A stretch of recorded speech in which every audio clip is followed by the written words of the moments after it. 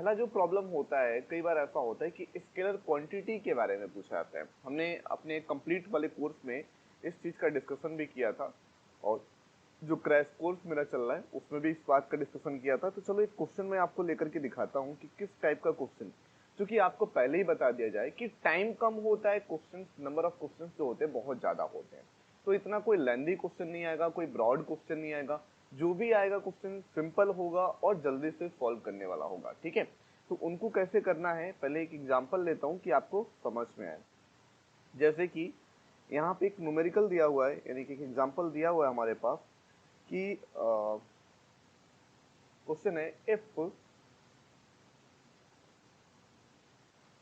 x minus of y and 2x plus of z, okay, and 2x minus of y and 3z plus of w, ये एक matrices दे रखा है और ये कहा गया है कि ये मैट्रिसेस जो है आपका -1, 5, 0 और 13 इसके इक्वल है। ठीक है, तो भाई लोग अगर ये इसके इक्वल है तो यहाँ पे आपको बताना है कि इनमें से कौन सा ऑप्शन सही है। तो क्योंकि ऑप्शन वाइज ये वाला क्वेश्चन मैं दे रहा हूँ आगे, ठीक है, तो यहाँ पे ऑप्शन वाइज कौन सा सही है, या इसमें ऐसे डायरेक्टली पूछ लिया जाए कि what is the value of Z and W, यहाँ पे जेड एंड डब्ल्यू की क्या होगी वैल्यू, ये हमसे पूछा गया है। तो बच्चों इस क्वेश्चन को ध्यान से समझिए और यहाँ पे ये जो मैट्रिसेस है ये इसके इक्वल होगा, यानी x minus y is equal to of -1 होगा और यहाँ पे आपका 2x माइनस ऑफ वाई ये किसके इक्वल है, ये आपके 0 के इक्वल है। अगर हम यहाँ पे देखते हैं यानी कि 2x प्लस ऑफ जेड ये किसके इक्वल है बच्चों, ये है 5 के इक्वल, और यहाँ पे आएगा 3z plus of w equal to of 30। ठीक, तो हमारा टारगेट है कि हमें यहाँ पे फाइंड करना है z एंड w की वैल्यू, और z और w के टर्म में कोई भी एक पर्टिकुलर रिलेशन नहीं दे रखा है, सिर्फ इसको छोड़ करके। ठीक है, तो पहले तो हम क्या कर लेते हैं कि यहाँ पे इन दोनों से y को एलिमिनेट करके x की वैल्यू को निकाल लेते हैं और उस x की वैल्यू को यहाँ पे सब्स्टिट्यूट करेंगे जिससे हमें z पता चल जाएगा, और z की वैल्यू को जब यहाँ पे सब्स्टिट्यूट किया जाएगा तो हमें w की भी वैल्यू पता चल जाएगी। ठीक है, तो पहले इन दोनों को सॉल्व कर लेते हैं और सॉल्व करने के लिए क्या करते हैं कि इसको अगर फर्स्ट इक्वेशन है और ये सेकंड है तो सेकंड में से फर्स्ट वाले को माइनस कर देते हैं। ठीक है, माइनस करेंगे तो 2x minus of y equal to of 0 and x minus of y equal to of -1 minus ये प्लस और ये भी प्लस, यहाँ पे आएगा x इक्वल टू ऑफ 1। तो बच्चों यहाँ पे x की वैल्यू आ चुकी है और x की वैल्यू को हम यहाँ पे थर्ड वाले इक्वेशन में पुट करेंगे तो 2 इंटू 1 प्लस का z इक्वल टू ऑफ 5, यानी कि z की जो वैल्यू आएगी 5 माइनस 2, यहाँ पे z की वैल्यू आ गई 3। ठीक है, तो z की वैल्यू भी यहाँ पे प्रॉपरली आपकी आ चुकी है। अब z की वैल्यू को उठा करके यहाँ पे पुट कर देते हैं। ठीक है, फोर्थ वाले इक्वेशन में, तो 3 इंटू 3 प्लस का w इक्वल टू ऑफ 13, यानी w इक्वल टू 13 माइनस का 9, यानी कि आ गया आपका 4। ठीक है, तो इस तरीके का ये बिल्कुल बेसिक स्टार्टअप लेवल क्वेश्चन है। अब चलो इसके बाद कुछ और भी अच्छे क्वेश्चंस करते हैं जहाँ पे और भी अलग टाइप के क्वेश्चंस जो यहाँ पे पूछे जाते हैं उनको हम लोग सॉल्व करके देख लेते हैं। ठीक है, अब जैसे एक और भी क्वेश्चन है, सेम टू सेम प्रोसेस पे है। अगला क्वेश्चन क्या कहता है कि यहाँ पे आपको एक मैट्रिसेस दे रखा है कि x प्लस का y प्लस का z और x प्लस का z एंड y प्लस का z, और ये जो मैट्रिसेस है ये इक्वल है किसके, 9, 5 एंड 7 के इक्वल है। ठीक है, अब बच्चों ये पूरा मैट्रिसेस आपस में इक्वल है तो हमें यहाँ पे x की, y की और z की, इन तीनों की वैल्यू को सॉल्व करके बताना है। ठीक है, तो बच्चों एक काम करते हैं, जैसा कि अगर आप कंपेयर करते हो बोथ साइड तो यहाँ पे x plus y plus z की जो वैल्यू दिखा आपको 9, x प्लस ऑफ जेड की जो वैल्यू है वो है आपकी 5 और y प्लस ऑफ जेड की वैल्यू है आपकी 7। तो क्यों ना y प्लस जेड की वैल्यू यहाँ पे पुट कर दिया जाए। तो जैसे ही पुट करेंगे तो x plus 7 equal to of 9, तो यहाँ से हमें पता चला कि x की जो वैल्यू आ गई वो 2 आ गई। अब x की वैल्यू 2 को यहाँ पे पुट कर देते हैं, तो 2 प्लस का z इक्वल टू ऑफ 5, यानी यहाँ पे z की जो वैल्यू आ गई वो आ गई आपकी 3। अगर z की वैल्यू को यहाँ पे पुट कर देते हैं तो y plus 3 equal to of 7, या हम कह सकते हैं y is equal to of 4। तो ये रहे हमारे रिजल्टेंट यानी x, y और z की वैल्यू।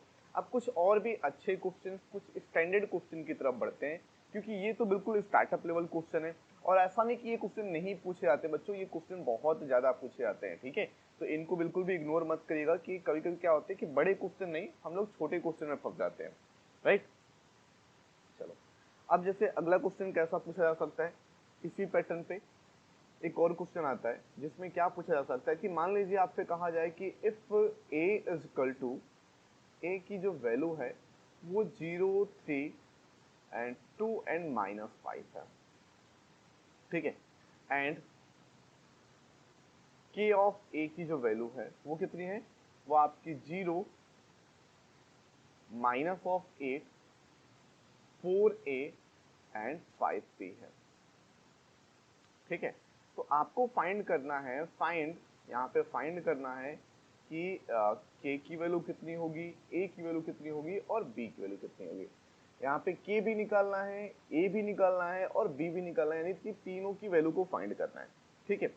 तो बच्चों एक बात बताओ, ये a दे रखा है और ये k दे रखा है, अब ये दोनों टर्म आपस में कैसे इक्वल करेंगे। तो यहाँ पे क्यों ना एक काम कर लेते हैं कि k टाइम a की वैल्यू यहाँ पे पुट कर देते हैं, k टाइम a की वैल्यू पुट करेंगे तो 0, 3, 2 एंड -5, ठीक है। और यहाँ पे ये पूरी वैल्यू को एज इट इज रखते हैं, 0, 4a, -8 और 5b। k का मल्टीप्लाई कर दीजिए हर एक नंबर से, यहाँ पे अगर k का मल्टीप्लाई करेंगे तो आएगा 0, 3k, यहाँ पे आएगा 2k और यहाँ पे आएगा -5k। इक्वल टू में कितना है आपका 0, 4a, -8 और +5b। अब बच्चों यहाँ पे कंपेयर कर लेते हैं, आप देख रहे हो तो 0 की जगह पे 0 है, 3k की जगह पे 4a है, तो यहाँ पे आप लिखोगे 3k equal to of 4a, this is the first equation. आप यहाँ पे देख पा रहे हो 2k की वैल्यू -8 है, यानी 2k इक्वल टू ऑफ -8, यानी k इक्वल टू ऑफ -4। ये आपका सेकेंड इक्वेशन आ गया। k की वैल्यू आ चुकी है, हम लोग ने k को निकालना था, फिर a और b की वैल्यू निकालनी थी, ठीक। तो अब आगे बढ़ते हैं, तो यहाँ पे -5k equal to of 5p, ये इससे कैंसिल हो गया, यानी b इक्वल टू -k, यानी b की वैल्यू -4 ऑलरेडी है, तो ये +4 हो जाएगा, तो b की वैल्यू भी आ गई। अब इस k की वैल्यू को अगर हम फर्स्ट इक्वेशन में पुट करते हैं तो 3 into -4 equal to of 4a, 4 से 4 कैंसिल हो गया, तो यहाँ से a की वैल्यू -3 आ गई, यानी a -3, b 4 और k आपका -4 आ रहा है। तो इस तरीके के भी क्वेश्चंस आपसे पूछे जा सकते हैं बच्चों, जिनको आपको सॉल्व करना आना चाहिए, ठीक है। ये बिल्कुल स्टार्टअप लेवल क्वेश्चन है, बेसिक लेवल क्वेश्चन है, तो इनको आप ध्यान से रखिएगा, ध्यान में रखेंगे तभी आप क्वेश्चन को कर पाएंगे। चलिए, इसी से मिलता जुलता एक और भी क्वेश्चन है जहाँ पे एडिशन लॉ का भी यूज किया गया है, यानी कि इनमें हम कुछ एडिशन करके भी क्वेश्चन को सॉल्व करेंगे। क्वेश्चन क्या है आपके पास, देख लीजिए कि गिवन है 2 x, z, y and t plus का 3, 1 -1, 0 एंड 2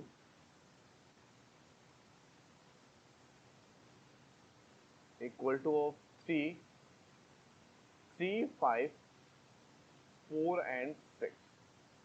तो यहाँ पे आपको वैल्यू निकालनी है बच्चों x, y, z and t, x, y, z and t, इन सब की वैल्यू को फाइंड करनी है।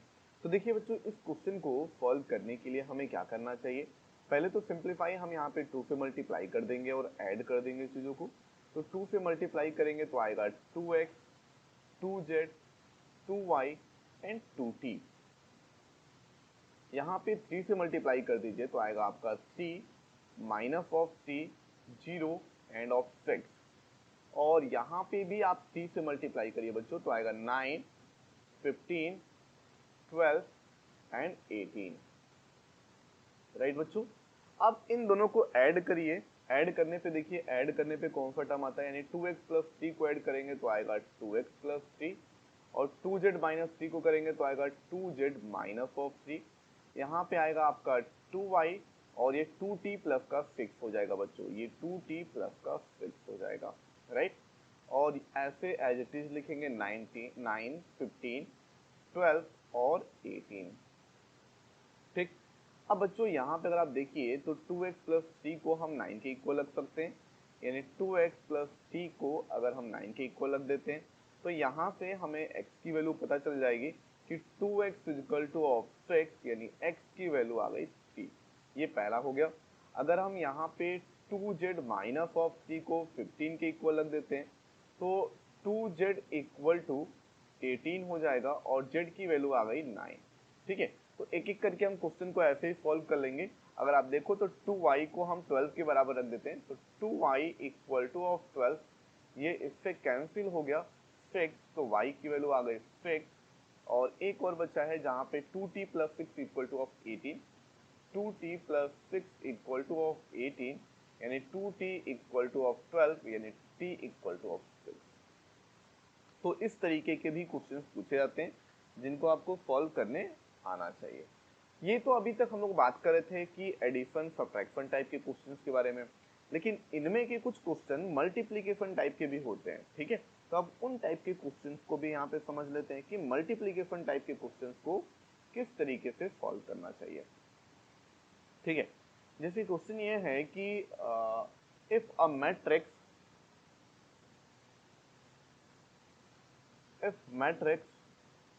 A is equal to 2 minus 2 minus 2 and 2 and A square is equal to P of A,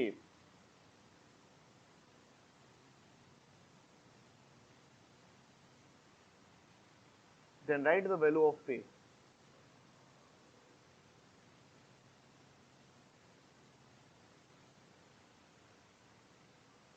हमें यहाँ पे तो P की वैल्यू निकालनी है कि P की वैल्यू कितनी होगी बच्चों। तो अब आप यहाँ पे देख सकते हो कि A square equal to of P of A है। तो सबसे पहले हमारा काम ये है कि हमें A स्क्वायर फाइंड करनी पड़ेगी, और A स्क्वायर को कैसे निकालेंगे, इसी एलिमेंट को हम इसी से मल्टीप्लाई कर दें, यानी A को अगर A से मल्टीप्लाई करेंगे तभी आएगा हमारे पास A स्क्वायर। राइट है बच्चों, जी हाँ। तो अब यहाँ पे दोनों को मल्टीप्लाई कर रहा हूँ मैं, तो 2 को 2 से मल्टीप्लाई करेंगे तो आएगा 4, और यहाँ पे -2 को -2 से मल्टीप्लाई करेंगे तो अगेन 4। ये पहला वाला टर्म हो गया। First row first column, first row अब सेकेंड कॉलम का मल्टीप्लाई करेंगे तो 2 का यहाँ पे -2 से मल्टीप्लाई करेंगे तो -4, और जब इसका मल्टीप्लाई करेंगे तो ये भी आपका -4। ठीक है, फर्स्ट रो सेकेंड कॉलम हो गया। अब यहाँ पे सेकेंड रो फर्स्ट कॉलम को अगर मल्टीप्लाई करते हैं तो अगर -2 का 2 से मल्टीप्लाई करेंगे तो -4 आएगा, और यहाँ पे भी आपका -4 हो जाएगा। ठीक है, अब इसका अगर हम second row and second column जब इसका मल्टीप्लाई करेंगे तो +4 एंड +4। राइट, तो ये हो गया आपका 4 + 4 दैट इज ऑफ 16। 4 + 4 यहाँ पे प्लस करना है ना, मल्टीप्लाई नहीं है। 4 + 4 है तो यहाँ पे प्लस करने पे 8 आएगा, 8 माइनस ऑफ 8 एंड 8 आया। ठीक है बच्चों, तो हमारे पास ए स्क्वायर की वैल्यू आ चुकी है। अब हमें पी ऑफ ए करना है, तो पी ऑफ ए करना है तो पी को हमें ए के सभी एलिमेंट से मल्टीप्लाई करना पड़ेगा।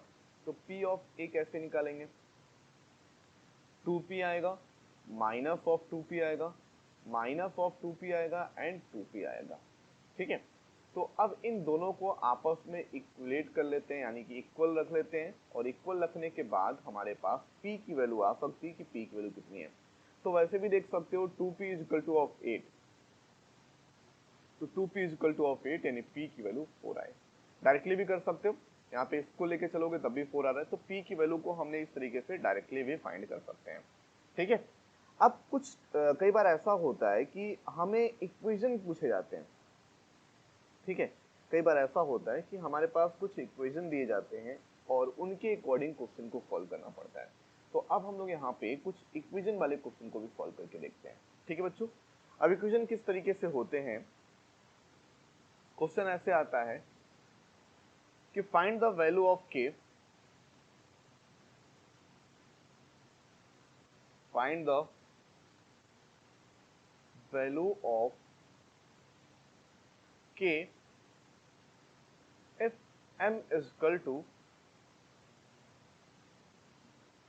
1 2 and 2 3। ठीक है, and m square and km minus of I2 equal to 0, ये हमारे पास दिया है। यानी कि अब इस इक्वेशन के थ्रू हमें k की वैल्यू को फाइंड करना है। ठीक है भाई, तो इसमें अगर आप देख रहे हो तो पहले हमें m स्क्वायर चाहिए, तो हमारे पास m दिया है तो m स्क्वायर निकाल लेते हैं पहले। तो m स्क्वायर निकालने के लिए 1 2 2 3 और यहाँ पे फिर से लिखेंगे 1 2 एंड 2 3। यहाँ पे दोनों को मल्टीप्लाई करते हैं बच्चों, तो इसका मल्टीप्लाई इसके साथ करेंगे तो 1 का 1 से करेंगे तो 1 आएगा, 2 का 2 से करेंगे तो प्लस का 4 हो जाएगा। ठीक, 1 का 2 से करेंगे तो आपका 2 आएगा, 2 का 3 से करेंगे तो आपका 6 आएगा, 2 का 1 से करेंगे तो 2 1 जा 2 होता है और 2 का 1 से यहाँ पे मल्टीप्लाई हो गया और 2 का 1 से हुआ, 3 का 2 से हुआ तो 3 2 जा 6 हो गया। ठीक है, अब अगली मल्टीप्लाई यहाँ पे देख लेते हैं बच्चों, जहाँ पे 2 का 2 से मल्टीप्लाई करते हैं तो आपका 4 आता है और 3 का 3 से मल्टीप्लाई करते हैं तो आपका 9 आता है। ठीक है, तो ये हम लोग मल्टीप्लाई करके यहाँ पे देख पा रहे हैं कि मल्टीप्लाई करने से हमारे कौन कौन से टर्म यहाँ पे सॉल्व होकर के आ रहे हैं बच्चों। तो आफ्टर मल्टीप्लाई m स्क्वायर की वैल्यू हमें पता चल चुकी है कि m स्क्वायर की वैल्यू कितनी है, इनको ऐड कर लेते हैं तो आ रहा है यहाँ पे 5, यहाँ पे आ रहा है 8। ठीक है, यहाँ पे भी आ रहा है 8 और ये कितना है बच्चों 9 है, तो 9 plus 4 that is 13, m square की वैल्यू आ गई। अब इस इक्वेशन में एक एक करके वैल्यू को हम लोग पुट कर लेते हैं। ठीक है, तो चलिए m स्क्वायर की वैल्यू पुट कर लेते हैं। पहले हमारे पास इक्वेशन है क्या, m square minus of km minus of I2 equal to of 0, यानी कि m स्क्वायर की 5 8 8 13, यहाँ पे लिखो 5 8 8 13, ये हो गया m स्क्वायर की value minus k time m की वैल्यू पुट कर लेते हैं। m की वैल्यू कितनी है बच्चों, यहाँ पे 1 2 2 3, तो 1 2 2 3 और फिर I2 को क्या लिखेंगे बच्चों 1 0 0 1, ये हमारा I2 हो गया और इक्वल टू ऑफ 0 तो 0 0 0 0 कर सकते हैं यहाँ पे जीरो मैट्रिसेस के बारे में। अब यहाँ पे इन तीनों को एक साथ इवेल्युएट कर सकते हैं, यानी तीनों को एक में मर्ज कर सकते हैं। तो चलिए मर्ज करते हैं यहाँ पे। तो पहले तो हमने 5 8 8 13 एज इट इज लिखा बच्चों, minus of k 2k and 2k और 3k, और यहाँ पे आए बच्चों माइनस ऑफ 1 0 0 1 0 0 0 0।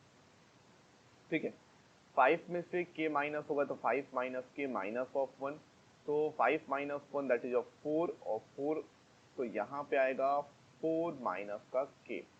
इन तीनों को अगर एक साथ सॉल्व कर रहे हैं तो अब 8 में से यहाँ पे तो 0 है तो 8 माइनस 2k ही आएगा, 8 माइनस 2k। अब 0 लिखने से कोई फायदा नहीं है। यहाँ पे कितना है बच्चों 8 माइनस 2k अगेन आएगा, 8 माइनस 2k और 13 में से 1 माइनस होगा तो 12 minus 3k, 12 minus of 3k, 0 0 0 0। ठीक है, अगर आप इन सभी को अगर एक साथ इक्वल करोगे तो हर जगह से, अगर आप पहले वाले को लेते हो तो 4 माइनस के इक्वल टू 0, यानी के की वैल्यू कितनी आ रही है बच्चों, 4 आ रही है। अगर आप इसको लेके चलोगे 8 माइनस 2 के इक्वल टू ऑफ 0, तो 2 के इक्वल टू ऑफ 8, यानी कि यहाँ पे भी के की वैल्यू आ रही है 4। चाहे जिससे भी सॉल्व करोगे तो हर जगह पे के की वैल्यू जो है वो 4 ही आएगी बच्चों। ये बहुत ही सिंपल सा यहाँ पे कॉन्सेप्ट है, ठीक है। नेक्स्ट आते हैं बच्चों, यहाँ तक आपको समझ में आ गया होगा। अब कुछ और भी क्वेश्चन ऐसे ही होते हैं जहाँ पे 3x3 का भी होता है, 2x2 का भी होता है। तो ऐसे क्वेश्चन को भी आपको सिंप्लीफाई करना होता है बच्चों, तो इनको भी आप सिंप्लीफाई करके चलिएगा। अगले क्वेश्चन पे आते हैं हम लोग। अगला क्वेश्चन जो है जहाँ पे हमें x की वैल्यू को फाइंड आउट करना है, ऐसे मल्टीप्लाई में है। इस टाइप का क्वेश्चन लग रहा है हमने करा दिया था आपको, चलिए कर लेते हैं। हमारे पास दिया क्या है कि if 2x एंड 3 ये कोई मैट्रिसेस है, और यहाँ पे है आपका 1 2 -3 and 0।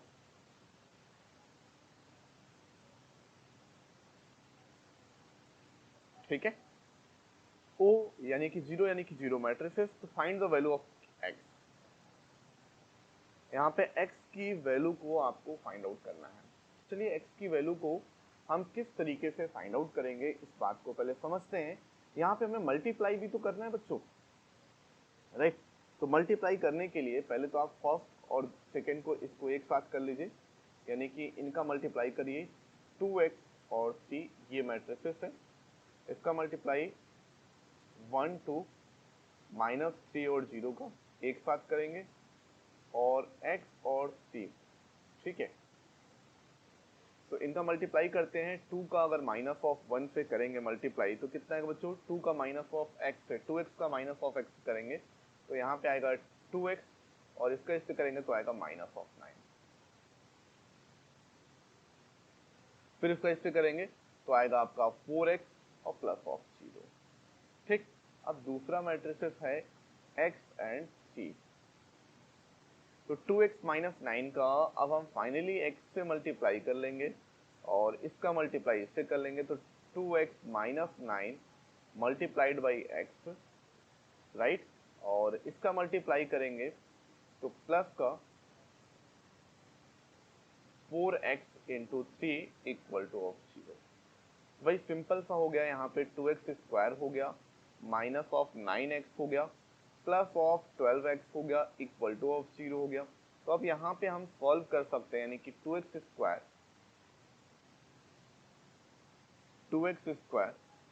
Plus of 3x equal to of 0। अगर यहाँ पे x कॉमन ले लेते हैं तो आएगा 2x plus of 3 equal to of 0। तो यहाँ से x की वैल्यू एक आ रही है 0, और दूसरी 2x प्लस 3 इक्वल टू 0। तो यहाँ पे भी आपकी 2x प्लस 3 इक्वल टू 0। तो आप यहाँ पे x की वैल्यू कह सकते हो माइनस ऑफ 3/2। तो दो वैल्यू आपके यहाँ पे आ रही है बच्चों। तो ये तो मल्टीप्लीकेशन पे बेस्ड कुछ क्वेश्चन थे। अब हम लोग कुछ ट्रांसपोज वाले, जहाँ पे सिमेट्रिक स्क्यू सिमेट्रिक वाले टर्म्स को कर रहे थे, उनके भी कुछ क्वेश्चंस यहाँ पे करके देख लेते हैं कि क्या उनके भी क्वेश्चंस हम लोगों के आ रहे हैं कि नहीं आ रहे हैं। ठीक है, जैसे कि यहाँ पे पूछा गया है क्वेश्चन में कि सो करिए सो दैट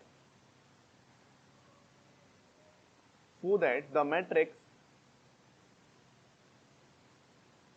आपका जो मैट्रिक्स ए है, और ए मैट्रिक्स क्या है बच्चों, ये है 0 1 minus of 1 minus of 1 0 and 1, और नीचे क्या दिया है 1 माइनस ऑफ 1 एंड 0, ये दिया है इज स्क्यू सिमेट्रिक मैट्रिसेस। यहाँ पे बात कर रहा है कि ये जो मैट्रिक्स है ना, ये आपका स्क्यू सिमेट्रिक है।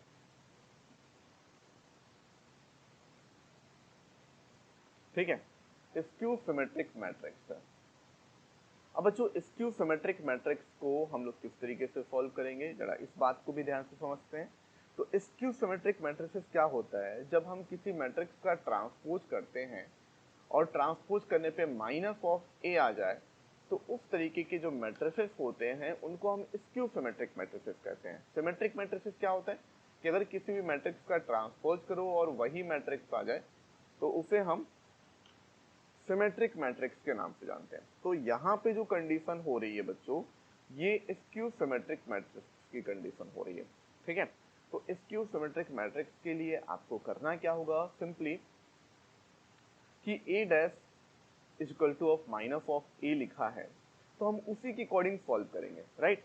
कि हम पहले इसका ट्रांसपोज निकाल लेते हैं और ट्रांसपोज निकाल के देखते हैं क्या आता है।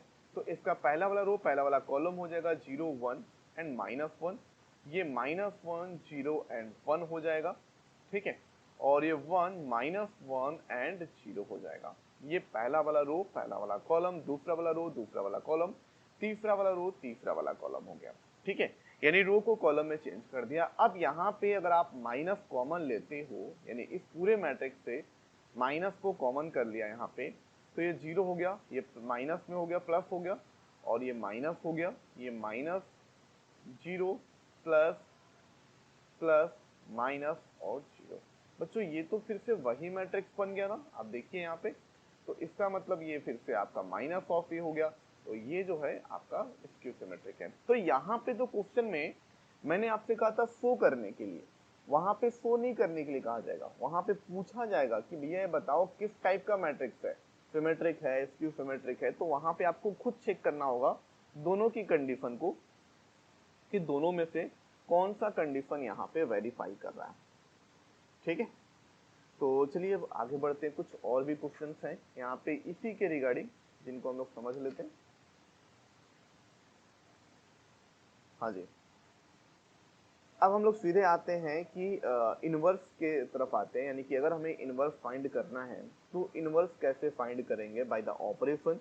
यानी जो ऑपरेशन मैंने आपको बताया था, जिस ऑपरेशन का यूज करना मैंने सिखाया, उन्हीं ऑपरेशन का यूज करके अगर हमें इनवर्स फाइंड करना है by the row operation, by the column operation, तो हम क्वेश्चन को किस तरीके से सिंप्लीफाई करेंगे। तो इसके लिए मैं एक बड़ा सा एग्जांपल लेता हूं जिसका हमें इनवर्स फाइंड करना है। ये इनवर्स मैंने आपको बहुत अच्छे से करना सिखा भी दिया था, लेकिन फिर भी एक क्वेश्चन और मैं आपको बता देता हूं। फाइंड द इनवर्स, क्वेश्चन क्या है बच्चों, फाइंड द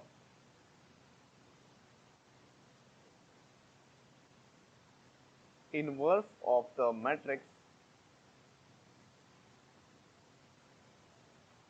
और आपके पास मैट्रिक्स कितना है, 1 3 -2 -3 0 एंड -1 2 1 0।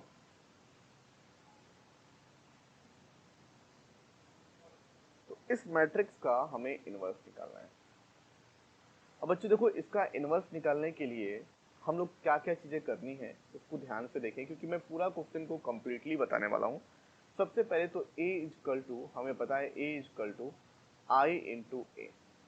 इस a की वैल्यू यहाँ पे रखेंगे और i की वैल्यू यहाँ पे रखेंगे। तो a की वैल्यू हम यहाँ पे पुट कर देते हैं 1 3 minus of 2 minus of 3 0 minus of 1 and 2 1 and 0 बच्चों, ठीक। ये हमने यहाँ पे लिख दी। अब उसके बाद क्या आती है बच्चों वैल्यू, यहाँ पे लिखेंगे 1 0 0 0 1 0 एंड 0 0 1, और ये हमारा a हो गया, ठीक। अब ये तो हमारा पूरा अभी तक का मैट्रिक्स हो गया है। यानी अब हमें करना क्या है बच्चों, तो याद है मैंने बताया था कि अगर इधर आइडेंटिटी हो जाए, यहाँ पे कोई नया मैट्रिक्स बन जाए, तो ये b पक्का a का इनवर्स होगा, तब भी आइडेंटिटी आएगा। तो हमारा उद्देश्य है कि इधर आइडेंटिटी बनाना है और इधर उसी के ऑपरेट करते हुए चलना है। तो हमने जो प्रोसेस बताया था आपको, वही प्रोसेस मैं यूज करूंगा। आप, उम्मीद है कि आपने लास्ट वाली वीडियो देखी होगी जहाँ पे मैंने कंप्लीट प्रोसेस को बताया था। नहीं देखा है तो आप जाकर के देख लीजिएगा। अब उसमें क्या बताया था कि इनवर्स किस तरीके से निकालते हैं और उसके लिए क्या होगा हमारा सुपर ट्रिक, जो कि मैंने आज बोला था वही सुपर ट्रिक फिर से डिस्कशन करूंगा मैं। तो उस सुपर ट्रिक के अकॉर्डिंग सबसे पहले इसको देखा जाता है कि ये 1 है कि नहीं है। ये ऑलरेडी 1 दिख रहा है, ठीक है। तो अब इसके बाद दो लोगों को जीरो करना है जो इसके नीचे हैं। इसके नीचे कौन है, 2 है और फिर -3 है। तो इस 2 को 0 करने के लिए हम लिखेंगे R3 interchange R3 minus 2 time of R1, ये 0 हो गया। और यहाँ पे 3 है तो इसको लिखिए R2 interchange R2 plus 3 time of R1, इसमें 3 से मल्टीप्लाई करके प्लस कर देंगे तो ये भी 0 हो जाएगा। तो आप देख सकते हो इस ऑपरेशन के थ्रू, ऑपरेशन अपने आप समझ में आ गया कि इस R3 में से इसको माइनस करने का पड़ेगा 2 टाइम करके, और यहाँ पे -3 है तो इसमें प्लस का 3 कर देना पड़ेगा, 3 टाइम करके मल्टीप्लाई करके ऐड कर देना पड़ेगा। तो 3 से मल्टीप्लाई करके ऐड किया गया है और इसमें से इसको माइनस किया गया। तो यहाँ पे दोनों तरीका है, दोनों में से कोई भी फॉलो कर सकते हो, क्वेश्चन को आपको सॉल्व हो जाएगा, क्वेश्चन का सॉल्व और सिंप्लीफाई करने के लिए। ठीक है, तो चलिए इसको एक बार मैं सॉल्व करके दिखा देता हूँ कि इसको सॉल्व किस तरीके से करना है बच्चों। तो सॉल्व करने के लिए आपको सिंपली करना ये है कि इस जो ऑपरेशन मैंने बताया है इसको आप अप्लाई करिए। तो इस ऑपरेशन से आपका फर्स्ट वाले रो में कोई चेंजेस नहीं करना है, तो फर्स्ट वाले रो में कोई चेंज नहीं करूंगा मैं। यहाँ पे 1 3 माइनस ऑफ 2, सेकेंड वाले रो में चेंज हो रहा है और ये ऐड होगा तो ये तो 0 हो जाएगा, ये तो 0 हो जाएगा। इसमें 3 से मल्टीप्लाई करेंगे इसमें तो 9 हो जाएगा, 9 में 0 को ऐड करेंगे तो ये तो 9 हो गया। ठीक, चलो इसमें 3 से मल्टीप्लाई करेंगे तो ये 3 से मल्टीप्लाई करने पे आएगा -6, और -1 ऐड करेंगे तो -7 हो जाएगा। तो ये हो गया आपका -7। ठीक, अब नीचे अगर आते हैं बच्चों तो यहाँ पे माइनस करोगे 2 टाइम करके तो ये तो 0 हो गया, ये वाला एलिमेंट 0 हो गया। 2 से इसमें मल्टीप्लाई करोगे तो और माइनस करोगे तो 1, और -6 करते हैं तो यहाँ पे कितना आएगा, -5 आएगा, राइट। तो यहाँ पे हम लिख सकते हैं कि ये आया हमारा -5। और बच्चों यहाँ पे 0 था, यहाँ पे 2 से मल्टीप्लाई करेंगे तो 0 माइनस 2 तो यानी कि +4 हो जाएगा यहाँ पे सीधा माइनस करने के बाद।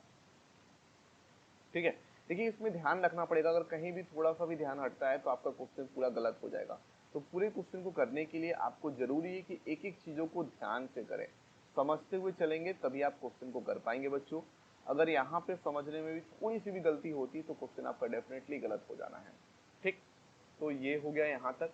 अब इसके बाद वही ऑपरेशन, जिन ऑपरेशन का आपने लेफ्ट हैंड साइड में यूज किया है उसी ऑपरेशन का आप यहाँ पे राइट हैंड साइड में यूज करेंगे, सेम टू सेम ऑपरेशन का।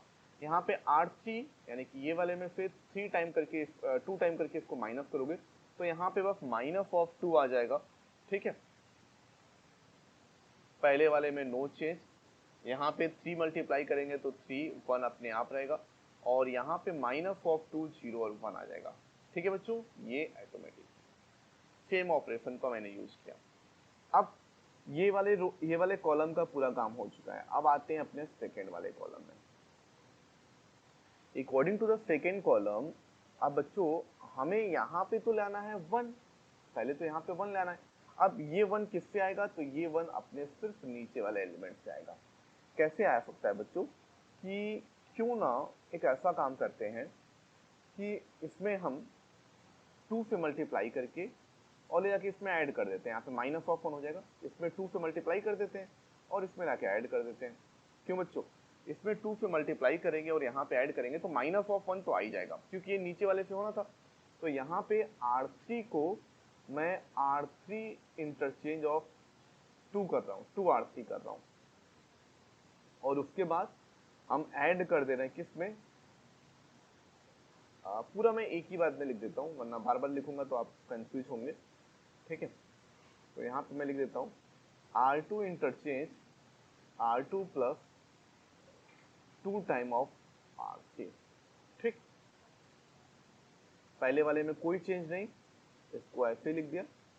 नीचे वाले में भी कोई चेंज नहीं, इसको भी ऐसे लिख दिया। इसमें 2 से मल्टीप्लाई करना है R3 में और इसमें ऐड करना है तो ये तो 0 रहेगा। 2 से मल्टीप्लाई करना है और इसमें ऐड करना है तो यहाँ पे -1 हो जाएगा। 2 से मल्टीप्लाई करना है इसमें और इसमें ऐड करना है तो यहाँ पे भी आपका 1 आएगा। इसमें कोई चेंज नहीं, ऐसे लिख दिया। इसमें भी कोई चेंज नहीं, इसको भी ऐसे लिख दिया। इसमें 2 से मल्टीप्लाई करेंगे तो -4 जाके 3 से ऐड होगा तो -1 बचेगा, यहाँ पे 1 रहेगा। 2 से मल्टीप्लाई करोगे 0 में ऐड करोगे तो यहाँ पे 2 आ जाएगा बच्चों, और ये ए एज इट इज लिखा है। देखो कोई भी चेंजेस नहीं कर रहा हूँ, जो जिस तरीके से जिस ऑपरेशन के थ्रू हम लोग को चलना है बस वही ऑपरेशन यहाँ पे ऑपरेट कर रहे हैं, ठीक है। अब चूंकि हमें यहाँ पे क्या चाहिए, -4 नहीं चाहिए, 1 चाहिए, तो क्यों ना R2 इंटरचेंज -(R2), चलो इंटरचेंज कर देते हैं। 1 3 -(2), 0 1 -(1), 0 -(5) एंड ऑफ 4, और यहाँ पे आया बच्चों 1 0 0, और यहाँ पे 1 -(1) -(2), ये आपका 2 हो गया, ये 0 हो गया और ये 1 हो गया।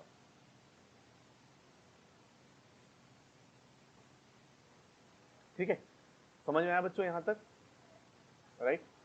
देखिए एक एक चीजों को हम यहाँ पे जिस तरीके से जिस कॉन्सेप्ट पे हम लोग चल रहे थे कि यहाँ पे 1, उसके बाद ये वाला टर्म 1 होना चाहिए, 1 हो चुका है। अब इस 1 से इसके ऊपर वाले एलिमेंट को और इसके नीचे वाले एलिमेंट को, दोनों को हम 0 बना सकते हैं। इन दोनों को यहाँ पे 0 बनाया जा सकता है, और 0 बनाने के लिए क्या करेंगे, पहले R1 इंटरचेंज, यहीं पे ऑपरेशन लिख देते हैं, R1 इंटरचेंज R1, अब यहाँ पे -(3) टाइम ऑफ R2, राइट, और R3 interchange R3 plus 5 time of R2, 5 से मल्टीप्लाई करके 2 में ऐड कर दो।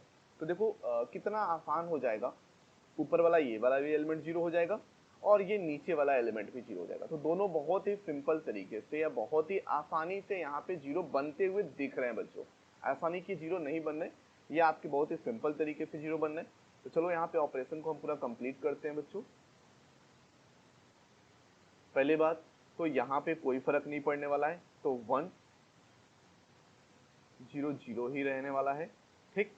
और इसको ऐड करोगे या इसको माइनस हो रहा है ना, R1 में इसमें 3 से मल्टीप्लाई करके यहाँ माइनस कर रहे हो, तो 3 - 3 ये तो हो गया 0, राइट। इसमें 3 से मल्टीप्लाई करोगे तो -(3) हो जाएगा, तो -(2) एंड -(3) करोगे, ठीक है। तो बच्चों ये -(2) +(3) यानी कि +(1) आएगा। सिंपल सा कॉन्सेप्ट है, यहाँ पे आप देख सकते हो यहाँ पे कितना आ रहा है, +(1) आएगा, राइट। तो -(2) था तो यहाँ पे अब आएगा +(1), जी हाँ बिल्कुल सही जा रहे हैं हम लोग, यहाँ पे +(1) आएगा, और फिर ये 1 एज इट इज रहने दिया, इसमें कोई चेंज नहीं कर रहे, तो -1 का भी रहने दिया, तो ये जो लिखा था वैसे ही रहने दिया। अब ये जो नीचे है ये आपका 0 हो जाएगा कि किसी को 0 बना रहे हैं।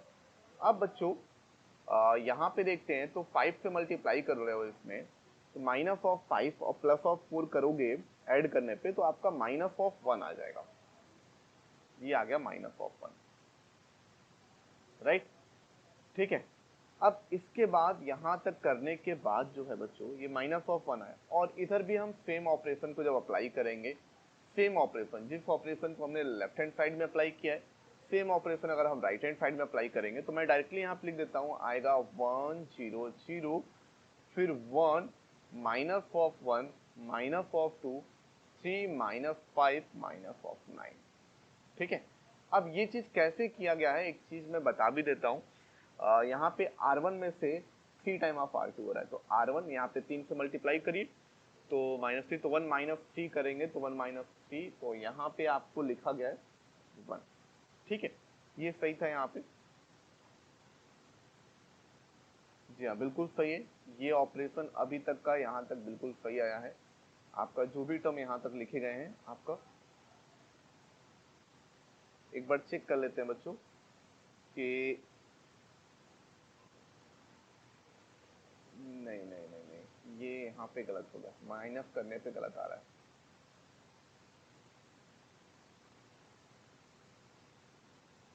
ठीक है।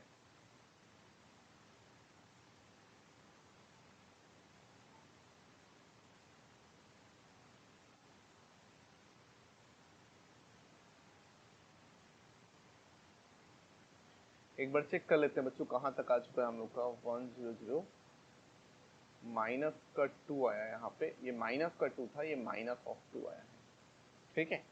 अब इसके बाद हमारा जो अगला वाला टर्म आया है, अगला वाला टर्म 1 3 -(2), 0 1 माइनस ऑफ 1, और यहाँ पे 0 1, वो यहाँ पे चेंज नहीं किया था हम लोगों ने, इस वाले को चेंज नहीं किया था। जब इसको चेंज किया था तो ये वाला भी चेंज हो गया था, ठीक है। यहाँ पे चेंज नहीं किया था, ये गलत कर दिया हम लोगों ने, ये चेंज भी करना था बेटा, ठीक है। और ये चेंज होने के बाद जो आपकी वैल्यू आई है वह ये 3 माइनस 5 माइनस ऑफ 9, ठीक है। हमने यहाँ पे चेंज भी तो करना था बच्चों, इसको चेंज नहीं किया था हमने, एक साइड चेंज कर दिया था और दूसरे साइड चेंज नहीं किया था। ये यहाँ तक बिल्कुल करेक्ट आया है, सही है, यहाँ तक बिल्कुल करेक्ट है। इसके बाद हमने जो ऑपरेशन लगाया, उस ऑपरेशन के बाद हमारे पास इस तरफ जो वैल्यू आ रही है ऑपरेशन लगाने के बाद वो इतनी आ रही, और इस साइड जो वैल्यू आएगी बच्चों आफ्टर ऑपरेशन, यानी कि ऑपरेशन अप्लाई करने के बाद जो यहाँ पे वैल्यू आ रही है, एक बार चेक कर लेते हैं। ठीक है, सही आ रहा है यहाँ पे आपका आ रहा है। चलो यहाँ से पहले एक बार और कर लेते हैं, यहाँ से एक बार और कर लेते हैं, इसको क्लियर कर देते हैं। यहाँ तक तो आपको समझ में आ ही गया होगा, यहाँ तक आपको समझ में आ गया था कि 1 3 minus of 2 0 1 minus of 1 and 0 minus of 5 and 4। और अगर इधर की तरफ आते हैं बच्चों, तो इधर की तरफ हमारा उस टाइम पे जो रिजल्टेंट था, इस टाइम पे जो रिजल्टेंट था वही लिख लीजिए। जो इस टाइम पे रिजल्टेंट था हमारा वो कितना था, वो आपका -2 0 एंड 1 था। अभी यहाँ तक तो बिल्कुल सही था बच्चों, इसमें कोई चेंजेस नहीं करना था, यहाँ तक का आपका एलिमेंट बिल्कुल सही था। अब एक एक एलिमेंट को यहाँ पे माइनस करेंगे। हमने दो ऑपरेशन को एक साथ अप्लाई कर दिया था, तो दो दो ऑपरेशन को अगर एक साथ नहीं अप्लाई करते हैं आप लोग, अगर एक एक ऑपरेशन को भी अप्लाई करें, हमने दो को अप्लाई किया था इसलिए शायद आप कंफ्यूज हो गए होंगे। तो देखिए हम यहाँ पे एक एक ऑपरेशन को अप्लाई करते हैं। पहले यहाँ पे नीचे वाले को हम जीरो करने की कोशिश करते हैं, यानी कि 5 को जीरो करने की कोशिश करते हैं बच्चों। तो इस 5 वाले एलिमेंट को अगर आप जीरो करते हो, यानी कि ये जो नीचे वाला एलिमेंट है, अगर आपको इसको जीरो करना है तो आपको सेम वही ऑपरेशन लगाना पड़ेगा कि R3 में हम क्या कर दें, R3 interchange R3 plus 5 time of R2, right. इस ऑपरेशन का हम यूज करेंगे, और ऑपरेशन का यूज करते ही जो हमारा टर्म कैसा आएगा बच्चों, यहाँ पे 1 3 माइनस ऑफ 2 0 1 माइनस ऑफ 1, और यहाँ पे 0 0 माइनस ऑफ 1 आ गया, ठीक। और वही ऑपरेशन का अगर हम यूज इस तरफ भी करते हैं तो हमारे पास जो टर्म आता है 1 0 0 1 minus of 1 minus of 2 and 3 minus 5 minus of 9, और यहाँ पे ए आता है, ठीक है। अभी हम लोगों ने क्या किया बच्चों, इसमें आप देख सकते हो कि ये जब आइडेंटिटी का ये 1 बन चुका था तो इसके नीचे हमने जीरो किया। अब इसके ऊपर वाले को हम लोग जीरो करेंगे, यानी कि इस 3 को जीरो करेंगे। अब 3 को जीरो करेंगे तो फिर से ऑपरेशन लगाएंगे। ऑपरेशन हमारा क्या होगा, ऑपरेशन यहाँ पे होगा फिर से, लेकिन ये चीज को अगर हमें हटाना भी है, क्योंकि हमें बाद में ये चीज पॉजिटिव भी चाहिए, तो हम बाद में भी कर सकते हैं। यहाँ पे अगर हम लिखते हैं R1 इंटरचेंज R1 या माइनस का 3 टाइम ऑफ R2, ठीक है। तो इस ऑपरेशन को जब हम लोग लिखेंगे बच्चों, तो यहाँ पे कितना आएगा, यहाँ पे आपका आएगा 1 0 एंड 1, फिर 0 1 minus of 1 and 0 0 and minus of 1, ठीक। इधर भी हमारा कितना आ रहा है बच्चों, इधर आ रहा है आपका माइनस ऑफ 2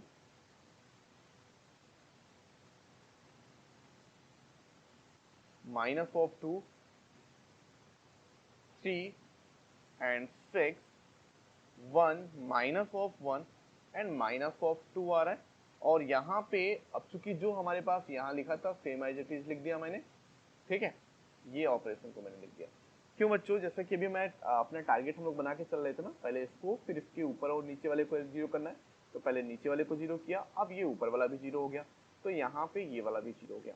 अब बच्चों इसके आगे अगर बढ़ते हैं तो ये 1 था, फिर ये भी 1 हो गया, ये आपका प्लस का 1 होना चाहिए, लेकिन यहाँ पे तो आपका माइनस का टर्म लिखा है, ये माइनस का नहीं होना चाहिए, तो हम माइनस से मल्टीप्लाई कर देते हैं। तो R3 को हम मल्टीप्लाई कर देते हैं माइनस ऑफ R3 से। इसको मल्टीप्लाई करेंगे तो आएगा 1 0 1 0 1 माइनस ऑफ 1 एंड 0 0 1 आ जाएगा, राइट।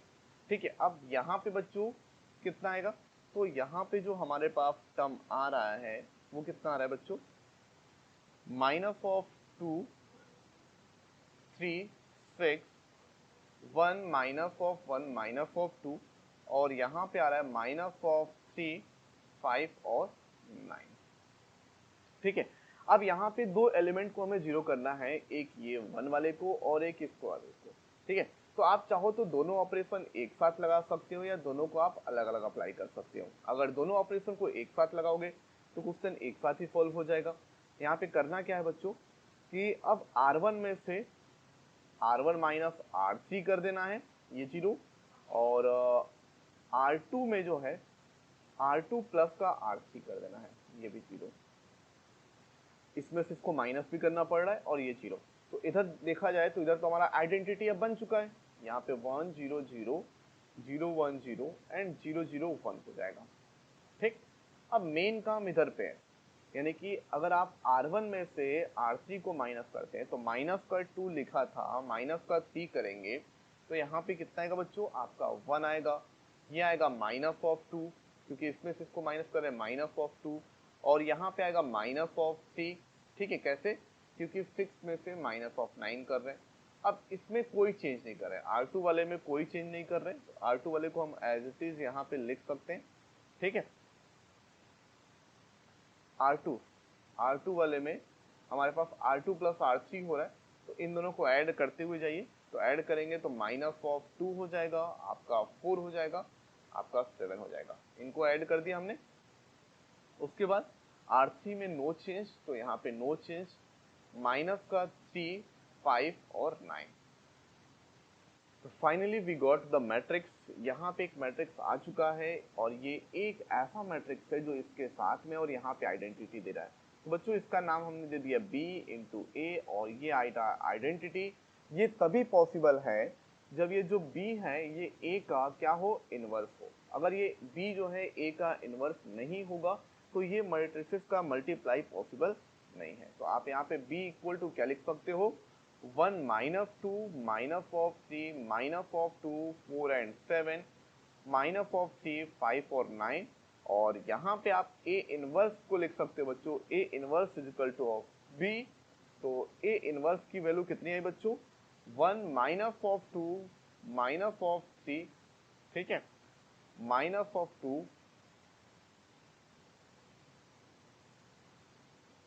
4 एंड 7, और यहाँ पे आ रहा है माइनस 3 5 और 9। ये हमारा मैट्रिसेस है। तो फाइनली बच्चों मैट्रिसेस टॉपिक आपका फिनिश होता है। बहुत ही लंबा सा टॉपिक था, और मैट्रिसेस को हम लोगों ने यहाँ पे आपके बोर्ड एग्जाम के अकॉर्डिंग और आपके कंपटीशन एग्जाम के अकॉर्डिंग दोनों तरफ से हमने पढ़ा दिया है। जो क्वेश्चन आपके एग्जाम में पूछा जाएगा या जिस टाइप के क्वेश्चन आपके एग्जाम में पूछे जाते हैं वो सिर्फ एक ही क्वेश्चन हो सकता है या एक ही टाइप का क्वेश्चन पूछा जाता है। वो क्या है कि आपको यहाँ पे इनवर्स निकालना बहुत अच्छे पाना चाहिए। अब इनवर्स की आइडेंटिटी मैं एक बार फिर से, जो सुपर ट्रिक है वो एक बार फिर से बता देता हूँ। सुपर ट्रिक क्या है कि आपको अगर A11 A12 A13 दिया है, A21 A22 A23 दिया है, A31 A32 और A33 दिया है, तो सबसे पहले A11 को 1 करना है, मस्ट बी 1। ठीक है, उसके बाद इनके नीचे वाले दोनों एलिमेंट को जीरो करना है, यानी कि ये हमारा टारगेट नंबर 1 है और ये हमारा टारगेट नंबर 2 है। दोनों जीरो होंगे अपने ऊपर वाले एलिमेंट से। इसके बाद आएंगे A22 पे, ये मस्त करना है 1। तो A11 A22 और A33 इनको 1 करते चलना है। ठीक, उसके बाद हमारा टारगेट नंबर 3 ये है और टारगेट नंबर 4 हमारा ये है, ये ऐसे ये ऐसे। फिर आते हैं अपने हम इसके पास, A33 के पास 1 होना चाहिए, तो टारगेट नंबर 5 ये है आपका, और ये है हमारा टारगेट नंबर 6, और ये तीनों इसके। तो ये हमारा एक सुपर ट्रिक है जिसको अगर आपने पिछले क्लासेस में देखा है और इस क्लासेस में भी देखा है तो यकीनन आपको अच्छे से समझ में आ गया होगा कि हम इस सुपर ट्रिक का अप्लाई किस तरीके से करेंगे, क्वेश्चन को किस तरीके से सॉल्व करेंगे और किस तरीके से सिंप्लीफाई किया जाएगा। तो उम्मीद करता हूँ बच्चों आज की क्लास आपके लिए बहुत ही हेल्पफुल होगी। मिलते हैं नेक्स्ट वीडियो में नए टॉपिक के साथ, डिटरमिनेंट। इसके बाद हम लोग जो टॉपिक स्टार्ट करेंगे डिटरमिनेंट, तो इस क्लास को यहीं पे करते हैं खत्म। थैंक्स फॉर वॉचिंग बच्चों, bye bye and take care. जय हिंद, जय भारत।